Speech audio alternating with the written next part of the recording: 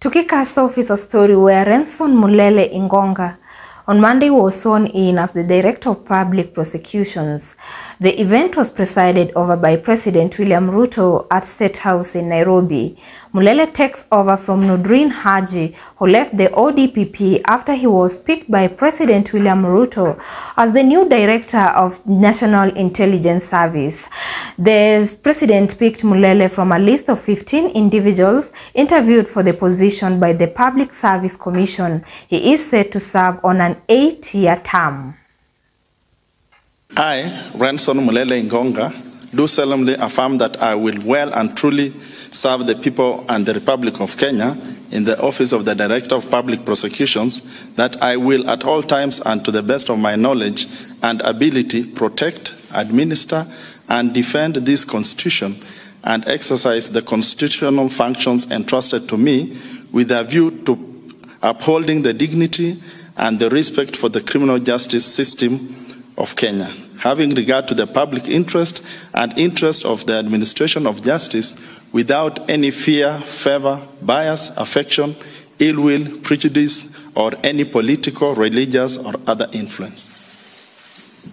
As present here, Bwana DPP, the oath you have taken today before God and man places an extraordinary burden of responsibility on your very able shoulders.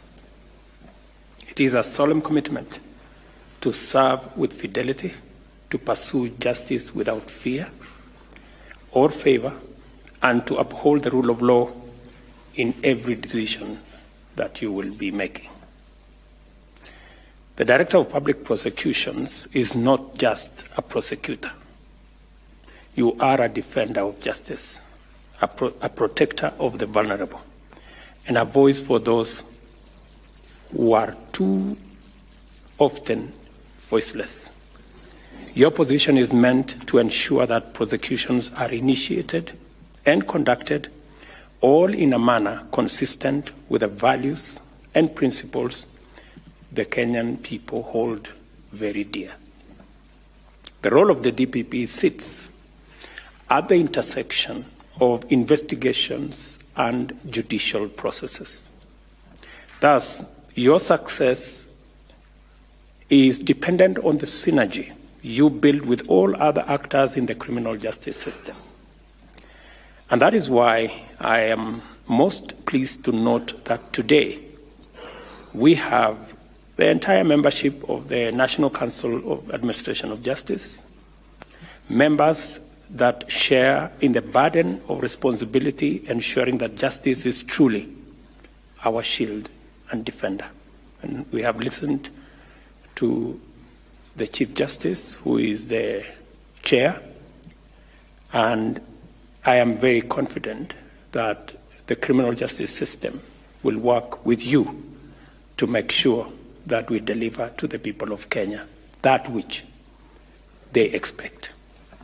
The presence of so many others, including the Speaker here, members of the Executive here, the leadership of Parliament, and other organs, is a clear testimony that you have the support and goodwill of every actor within our criminal justice system and other arms of government. You assume office at a unique time in our nation's history. The people of Kenya are resolute in the need to realize accountability for those entrusted with public office at all levels of government and within all our arms of government.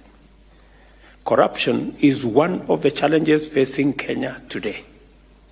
This is because corruption is a significant barrier to the realization of our shared aspirations as a nation, because it breeds iniquity and leads us to lose huge amounts of public property and public resources.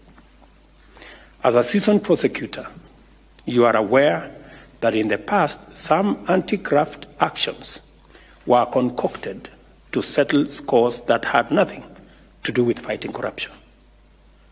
Kenyans hope, and I hope, that under your tenure, the war on corruption will not be used to settle political scores, to target persons for their beliefs, or to pressure persons to abandon their rights and principles. We expect from the people of Kenya and from myself, and I speak to you candidly, openly, that we expect nothing less. It is your duty as the head of the Office of the Director of Public Prosecution to ensure that non-partisan, uniform, consistent, and high-quality prosecutorial actions are always the benchmark of your office. Without fear or favor, without different standards for big fish versus small fish, without avoiding actions against the so-called sacred cows, you have been mandated by Kenyans to ensure that justice reigns on all equally.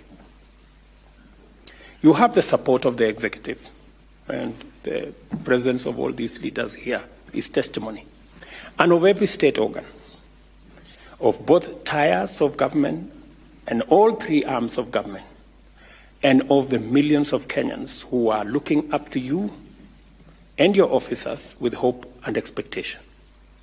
We will respect and uphold the independence of your office and provide you with the necessary assistance that we can as you pursue the sacred goal of making Kenya a more just and more safe nation for all of us.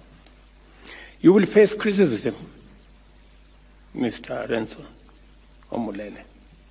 You will hear calls for greater accountability and transparency in your office decision making. This is part and parcel of public service and state office. I trust that you will understand that in our vibrant democracy, Kenyans demand for and deserve to receive a higher standard of service from those they have entrusted with high office, starting with me and including you. As you begin your tenure, remember that you are not alone.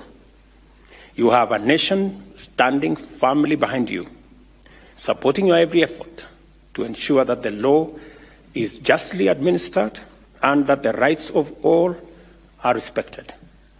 May your tenure as the Director of Public Prosecution be marked by triumph of justice, and may you stand as an inspiring example of integrity and dedication to duty. My good brother Omulele, Ingonga, Renson, I want you to know that we stand here today. I know you have members of your family here, because the office you are holding from today is a very high office in the Republic of Kenya. And the expectations are equally high. And I want to encourage you that you will succeed, because you have the support of all these people, and you have the support of the people of Kenya. Kenyans are resolute, and they are determined to make sure that we rout out corruption in our country. As you have heard, I have said, mambo ni matatu. And you know one of them, it is up to you to discharge. So you have a duty to make sure that the property of the people of Kenya, the resources of the people of Kenya, are not abused, they are not wasted, they are not stolen, and through corruption, the people of Kenya don't lose. I am very clear in my mind as to where we want to go on this matter, and we will defeat corruption. I am confident that we will defeat corruption, because the people of Kenya have so decided. So you have a huge responsibility, but you will succeed, because all Kenyans will support you.